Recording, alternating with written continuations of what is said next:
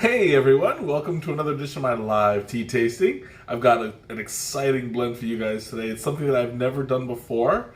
Okay, so I'll admit, I have tried it before, but I haven't presented it to you guys. So, without further ado, I'm going to do some Guayusa.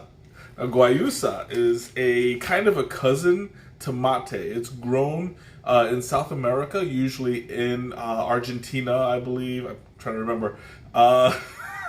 It's grown in South America around Argentina and Brazil, I want to say. I'm probably wrong about that. But yeah, it's hey Dark Phoenix, welcome. Thank you so much for the 9-month subscription on Twitch. I appreciate that very, very much. Hey Sneha, welcome. So talking a little bit about its cousin mate. Mate is a better known herb. This is not a base with Camellia sinensis in it. So this is an herbal blend, and I'm going to kick off herbal month with this one. For the next 4 or 5 weeks, I forget how many weeks there are in August, I will be doing herbal blends instead of Camellia sinensis normal teas. Normal being relative, of course. So yeah, we're starting this month off with some Guayusa. So I want to talk a little bit about the scent of Guayusa. Now, Guayusa is an herb that comes out of a bush. It's fairly well caffeinated because it is related to mate, but there are slight differences between the two. So first, we're going to talk about the way it looks. I don't want to spill any, so I'll just pour a little bit in my hand and see if I can show you guys that way. Now, it's going to be a little bit difficult to see because the cameras aren't very good close up. So I'm going to pull some out. There we go. And you'll see it looks just like a regular normal leaf. It's kind of a dark green as opposed to mate, which is more on the brown side. Hey Miriam, welcome! But as you can see, it's cut fairly chunky. There is a nice, it's got a, this one in particular has got a nice shape. They're usually kind of roundish. A lot of the times it's just like large pieces of leaf. But this one kind of looks like, hey Teresa, welcome.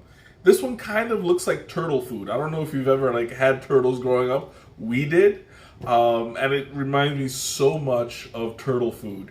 It's just big chunks of leaf that's just cut, and you just toss it into the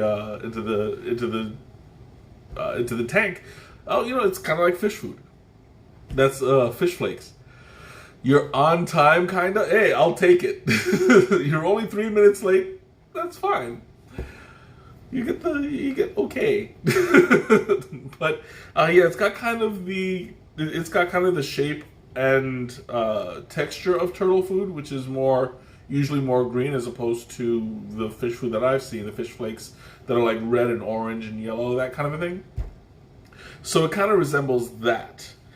And when it's steeped, yeah, it's dripping. I keep forgetting I have this tray here specifically to catch the drip.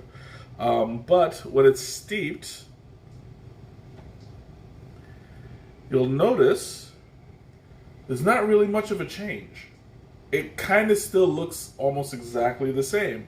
And that's because of the way the chemical consistency of the leaf is, as well as how it's produced. So normally, when tea leaves are produced, they're shrunken in some kind of way. Either they're balled up, they're twirled, or they're manipulated in order to portray a certain flavor. This is just fresh cut leaf, fresh cut raw material. It's picked, it's torn or cut or however it's packaged, and it's sent out.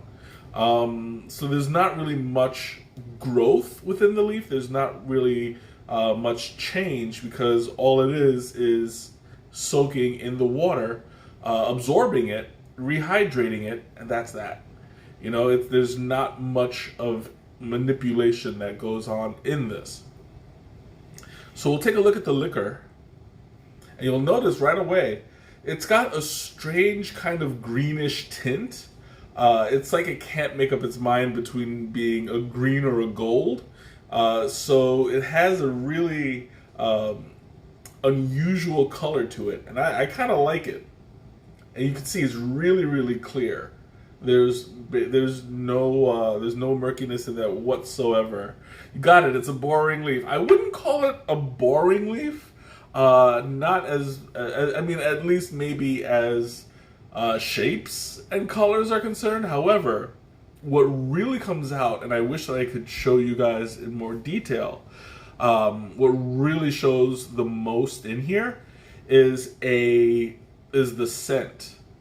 The odor that it gives off is very unique, because it's a very strong vegetal, but it has a lot of, hey Ma, welcome.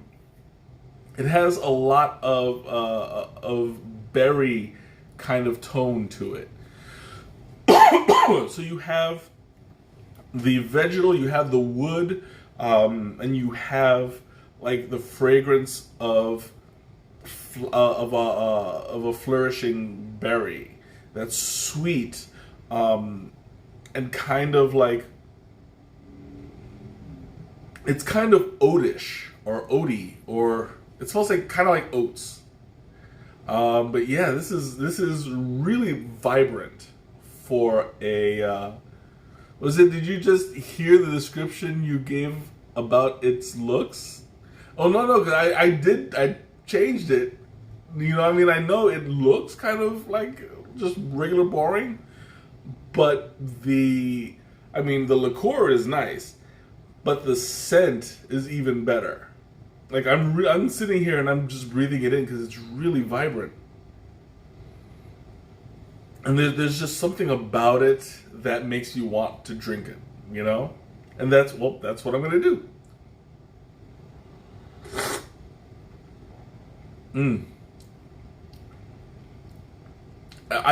Wow.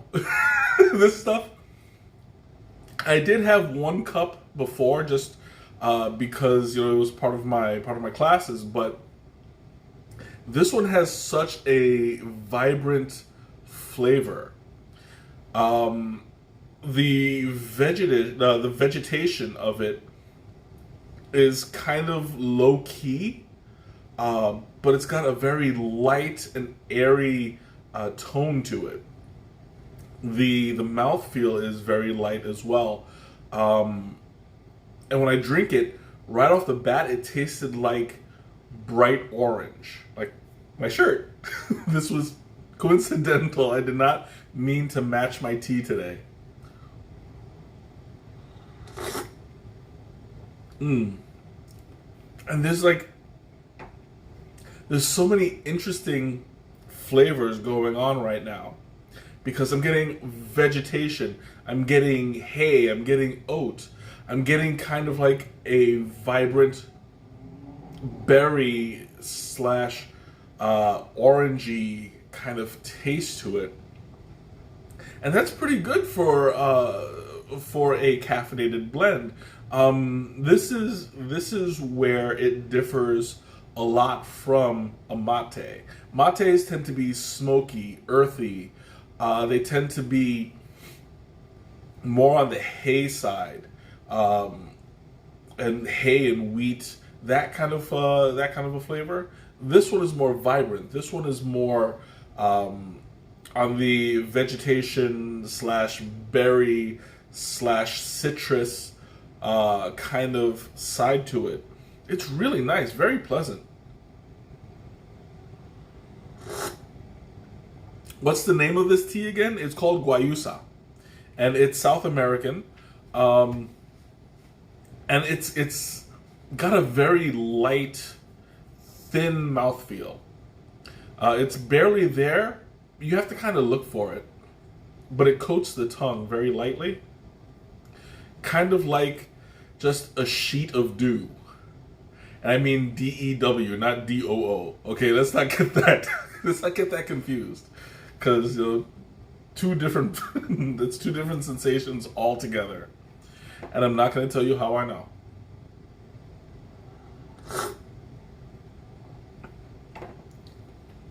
And there's a kind of like striking sensation when you drink it, because like it doesn't taste like how it looks, but it's a more vibrant version of how it smells.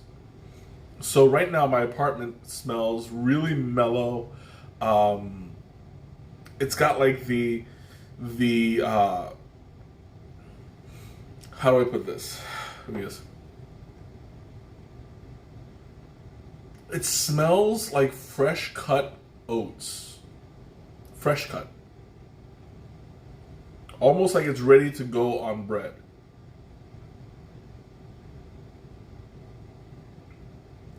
I think that's a pretty good description of it. So that's just the scent. But when you drink it, there's a vibrant essence to it that gives it just kind of a kick, and wakes you up. Like, this is the kind of tea that I would drink first thing in the morning, because one, it is caffeinated, and two, the taste is it wakes you up.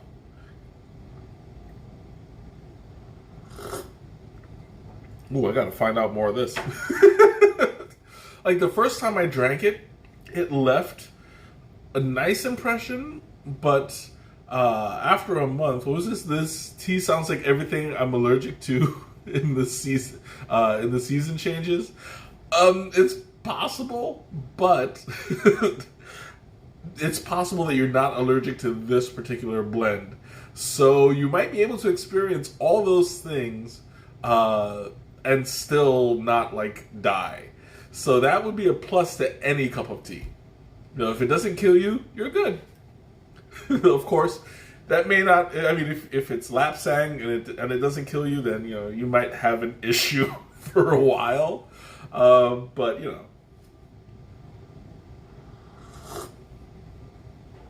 not everybody can handle lapsang.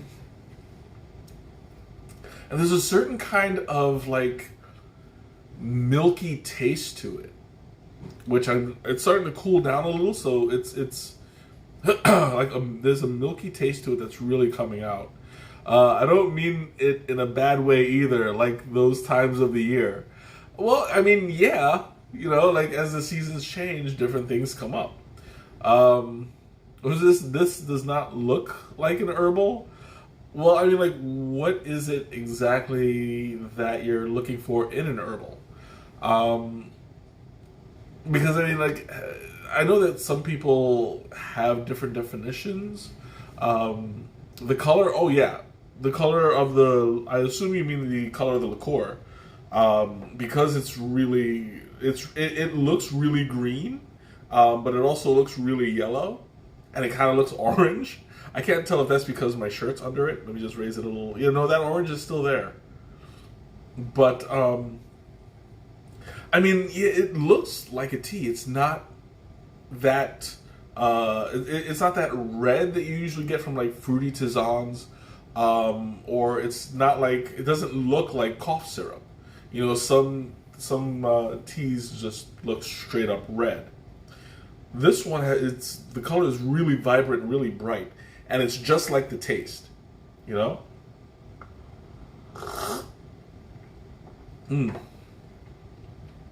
I'm kind of like getting like I feel like I'm on a farm somewhere, and it's really, really refreshing. I think, yeah. This is. I mean, it's kind of waking me up too. I have to admit, like I was a little bit de-energized before I started, but something about the flavor is really waking me up. Something about the flavor is like really just saying, "Let's do this," you know. Oh, excuse me. I was excited when I started because like just the smell of it was nice and enticing. As I talk about it and as I sample it and as I drink it, it just kind of like it makes me want more. And so I'm gonna have some more. How convenient is that? Okay, before I forget, I gotta do the Thomas taste.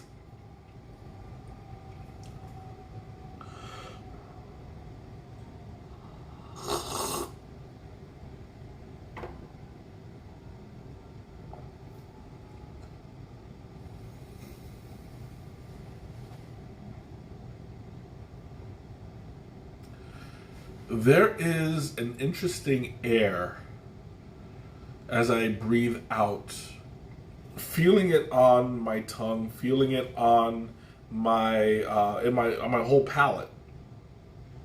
It seems to absorb into the roof of my mouth. Was this? It looks like you need to wrapped in a big wool sweater, gazing out the window. Before you head outside, it's 90 degrees through, and you're a hipster. That's quite visual, actually. I can see that. But yeah, I get it. It kind of feels that way too, especially the part where you're wrapped in a little wool sweater, and it's like it's nice and comfortable. But it's also like it's also just jarring when you drink it, when you drink that first sip. You don't know what to expect. I'm sure, you know, the more I drink it, the less jarring it would be. But keep in mind, I've only had one other cup of this, and it's very nice. Like right now, I'm feeling it right here. There's a certain kind of warmth that's gathering up under my ribs. It's very comforting.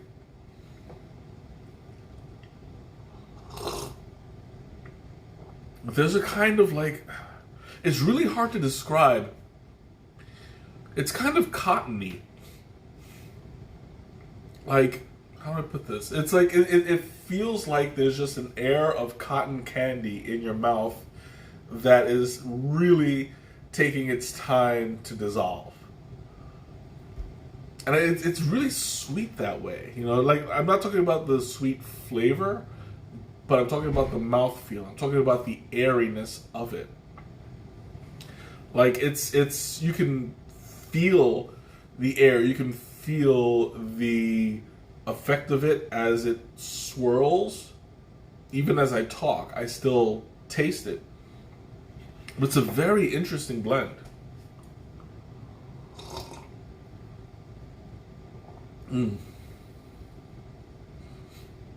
Kind of has like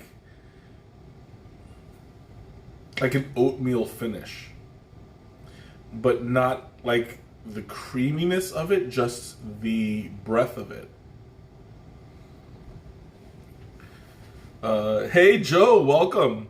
You're not able to stay, but you wanted to pop in and say, hey, have a good one. These days we'll be able to catch a full stream. One of these days. Absolutely, you're more than welcome. As a matter of fact, I'm thinking about like doing some weekend streams or something during the week, because I'm gonna have some free time after work. After a couple, Shanna, welcome. After a couple more things that I have to do, hopefully I'll be able to finish this week.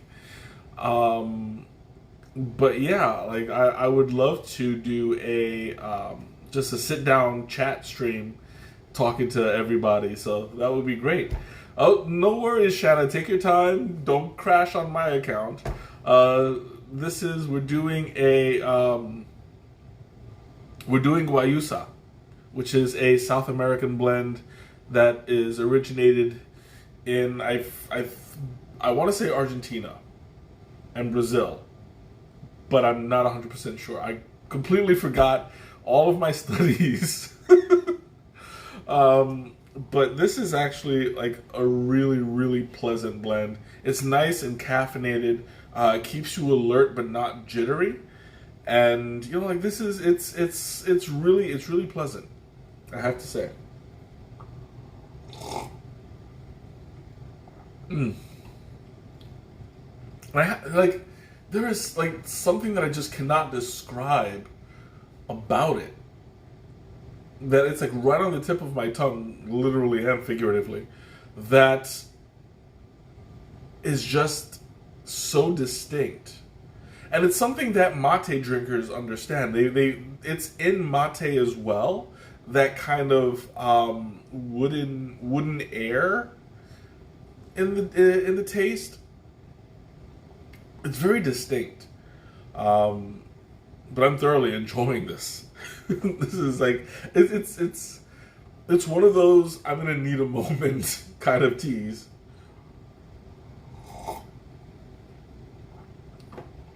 It's kind of bready. Kind of. Like bread crust, a little bit of a smoky bread crust. I think like a pumpernickel. Like there's a little tinge of pumpernickel in there. Not that heavy bitterness, but like the smokiness right before it. I'm really enjoying it. I think that is part of why I was having trouble describing it, because you don't really have bread tastes in a lot of teas. But this one, yeah, it's kind of bready, and I'm loving it. Woof. Okay, questions, comments, anything you want to talk about? Now's the time. I'm going to, as I always do, answer Teresa's question first. What would I pair this with? Food-wise, it's a very, exactly, yep, pair it. It sounds like I have thrush. I don't know, maybe? Do you mean the bird?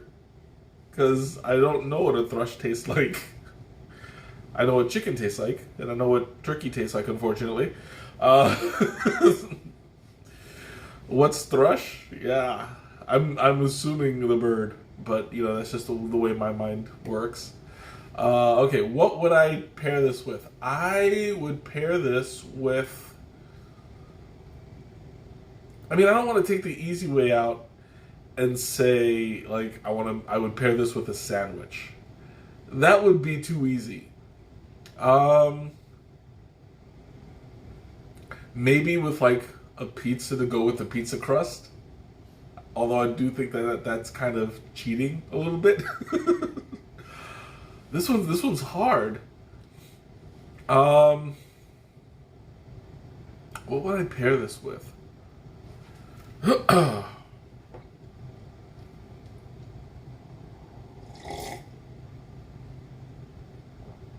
Maybe a type of trail mix.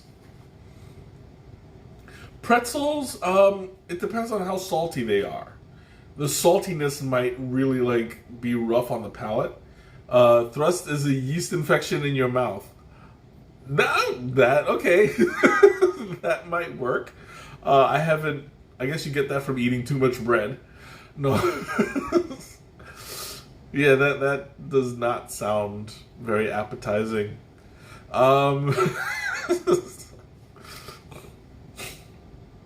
But yeah, I let me see. Like I would pair this with maybe a trail mix.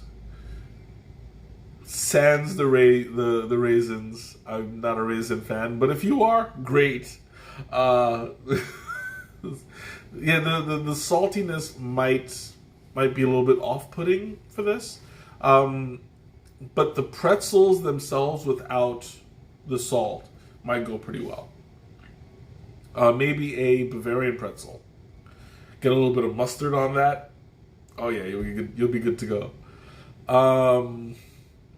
What else? Maybe like I keep thinking sandwiches, but that's cheating. maybe I almost said English muffin, but that's still cheating. I don't know. I can't think of anything really that'll go well with this. I mean, honestly, on its own, it's a really great blend. So I personally, I wouldn't want to pair anything with it, but if I had to. Oof. Okay. Questions, comments, anything you want to talk about? Now's the time. I do have an announcement. The duck race that I had announced last week is officially closed. Thank you all for joining us and adopting the little duckies. We raised $116, and that is just awesome. Like, I think that's the most that a community service event has been able to gather. So we're making progress, and I thoroughly appreciate everybody's participation. It's been a wonderful experience, and hopefully I'll catch on earlier next time so that we can do a more extended program. But in the meantime, I'm still very, very grateful for you guys. Oh, excuse me. And the Special Olympics they're an amazing cause. So I say I'm all for it. You kept talking about the cotton candy feel and the oatmeal feel texture. That's what made me think of thrush. Well, yeah, I mean, like, I get it. Yeah, I get it. So there was one thing that happened after I just hiccuped that it brought back a flash memory of vegetable soup. Like, you know that yellow broth with, like, the green bean in it? That kind of, like, that kind of vegetable soup. But a creamier version of that, a milkier version of that. I don't want to say creamier, because creamy kind of denotes a heavy texture, which this doesn't have. Stuffing for your savory and orange creamsicle ice cream for sweet. That might actually go pretty well together. Adding a little, because there is some orange in this, there is some berry in this. So getting that extra burst of orange citrus flavor might actually do this some good. Yeah, I'm definitely interested in trying that.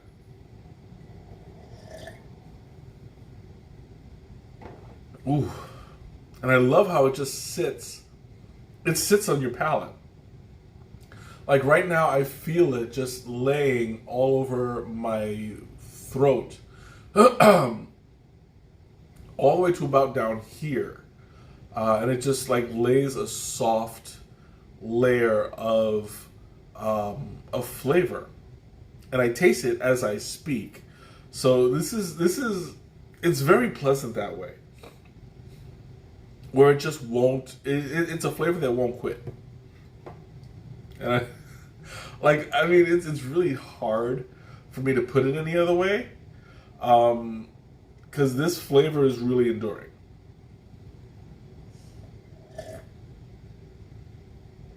I'm looking at the bottom of my glass. I don't know if you guys can see it. Right there. There is a little bit of residue, a little bit of sediment that's come down. And I mean, that happens with every leaf. After it's cut, it's powdered. You have to go. The descriptions sound like you have a throat infection. I do not have a throat infection to my knowledge. I just have, and even if I did, you don't have to go because I'm not contagious over the phone. So, if you want to stick around, I'll be here for one more minute or two. But yeah, don't worry. If you don't want to stay around, feel free. I'll be around. You know where to reach me. But yeah. This is like really, really nice. Okay, I'm going to open up the floor one last time. Questions, comments, anything you want to talk about, now's the time. In the meantime, down the hatch. Mm. Almost down the hatch. Yeah, I'll go ahead and finish this off. Mm. Oh, that was delicious. I'm definitely going to have myself another cup at some point in the near future. So, thank you everyone for joining me tonight. This has been a wonderful experience, and I'm thoroughly grateful that you guys all came to join me. Until next time, have a wonderful night and a great weekend, and I'll see you later. Bye.